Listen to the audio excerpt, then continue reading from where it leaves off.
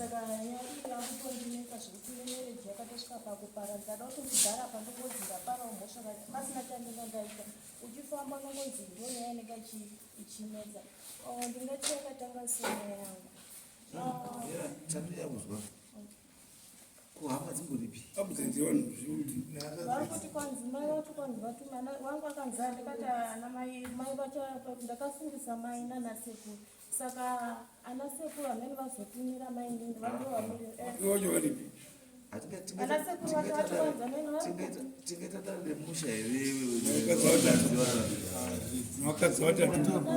kwangu kunowanoteera kumashure kwangu ndomuna 2000 elastibhone vakasivana vabaikiri saka wamipiwa ndiye arikubasa kwake asi nyaya isi kubata iyi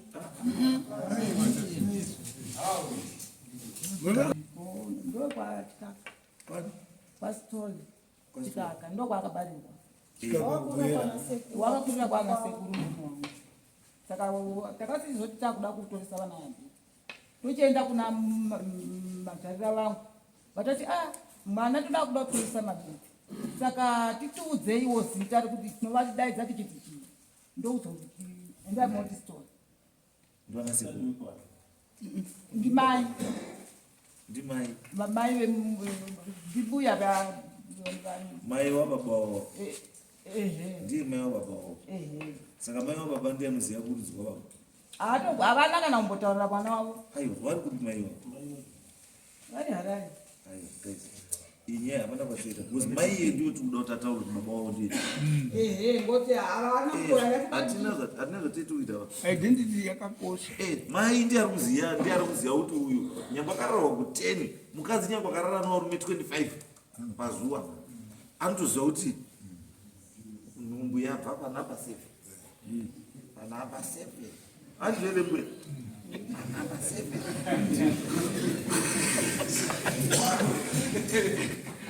vakaramba tutoadaiwa ndiye anotibatsira nyaya isi kuti nyaya isi iperi because kana mai kana mbuya yasipo nyaya iperi haiperi ida vanhu vacho vese vauya inoda wedzira inomberwa na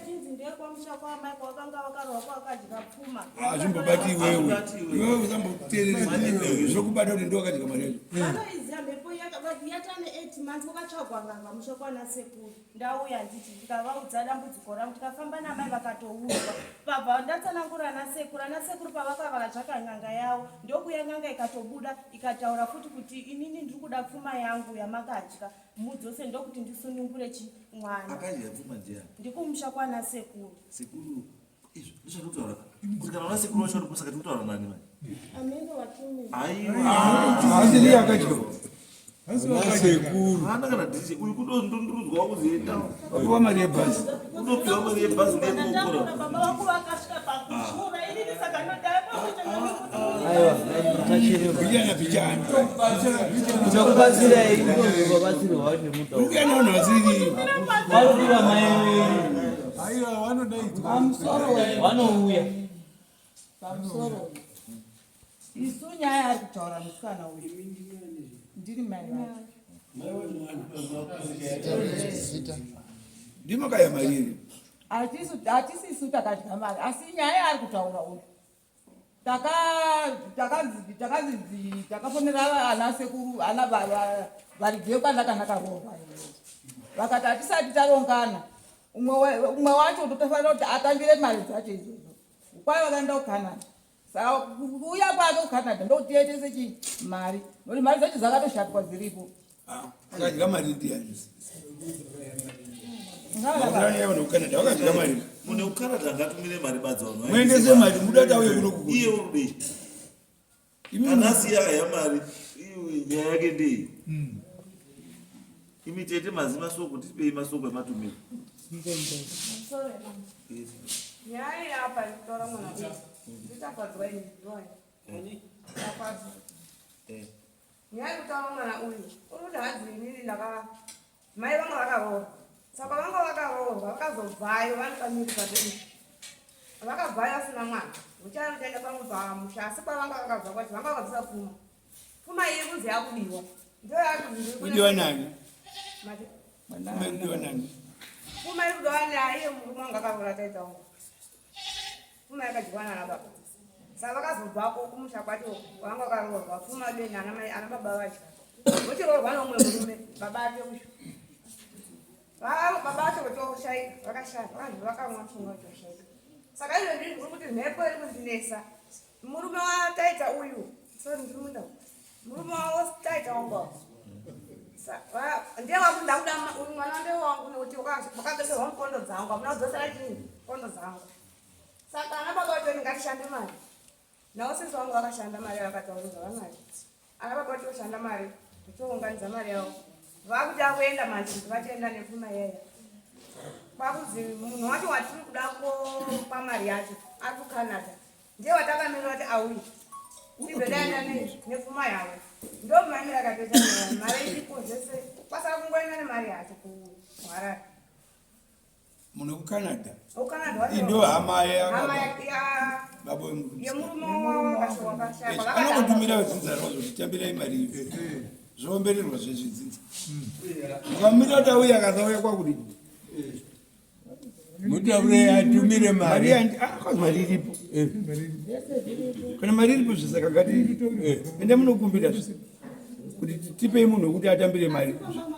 Pane vanhu mai vacho moti vachiriko vanhu varipo vefamily vakaendesa mari imwe yavakambodya yebhuku bhengi rake nezvitsomama zvavakabva nazvo zvese vakaendesa ikoko kuti hamuna kundipa mari yangu yepfuma yekurora because pakarora murume makadya mukaita semukati hamuna kudzosa pfuma yangu. Saka ndoyakunetsa kunoti hapana vanhu here patova total zvoti pari kushekwa kana hwane here. Ndinofonera ana sekuru ndovabvunza sepanongo ndichifonera sekuru ni ndovafonera mama ndiri nechikuti mama nyaya yapapi ndingadzisoleve pandinokuganiza zvindakuposhupashupwa nevanhu pochiada pasina chandambotadzawo mama ndakasvika pakusanga nemachallenges akawanda zvotendeka murume akasvika pakundisa izvozvi ndakatorwa mwana nemurume ndipe mwana because mhepo yako ndoidziva tatitanetsana kana chigara ndandiri kusoti pamwe ndaitomboti oti ndinokuda but tikafamba tichifamba kudzin'anga unonzwa zvinotaura kwanzi uyu hasi mukadzi tarisa simba rekuti unonetsana naye apa ndakambosvika futi kumwa mushonga murume ndo zvakatosvika pakuti enda unogadzirisa mhepo yako because unozondipinzira ngozi musha medu wondipa mwana because unogara uchifunga pfungwa dzako dzoti unoda kudaiso nemwana umbotipe mwana ugadzirise zvinozokupa mwana wazogadzirisa zvikukushupa musikana enda namai mai musaite zvekufona endai kumba kwanasekuru ngaone masvika ngawakudzingei masvika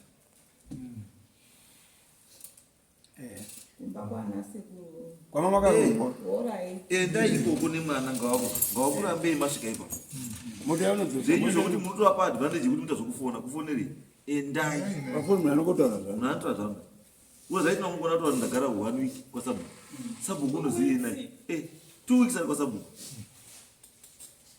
pedzisira vanhu vakutofunga sabhuku wakarora mukadzi wechitutu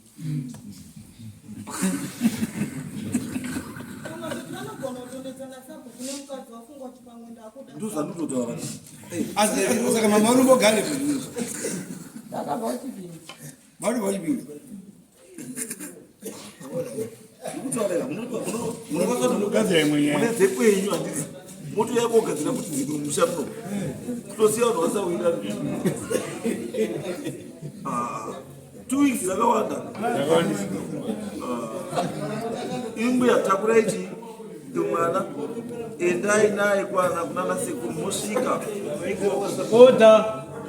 endai naye kwana sekuru ikoko ngazvirambe madini masvika isusu tozokubatsira kana maapo motifonera kuti tasvika wana sekuru varuti zvakati toona kuti ikoko kwacho tokubatsira isei kuti zviite kana takushandisa mutemo umwe takushandisa mutemo because hazviiti bezvimbe adzosai mari dzona hazviiti mwana muri muomesera mwana ende muri muomesera kasabhuku edu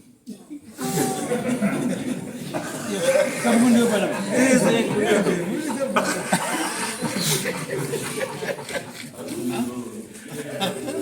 maupasa bhuku endai nayo munotaura maiko kuti vatiwana sekuti tobatsira kana zvanetsa toshandisa zvezvazvo hurumende ngakushandisa mutemo ngakushandisa mutemo because mwana akaramba kutambudzika endai handei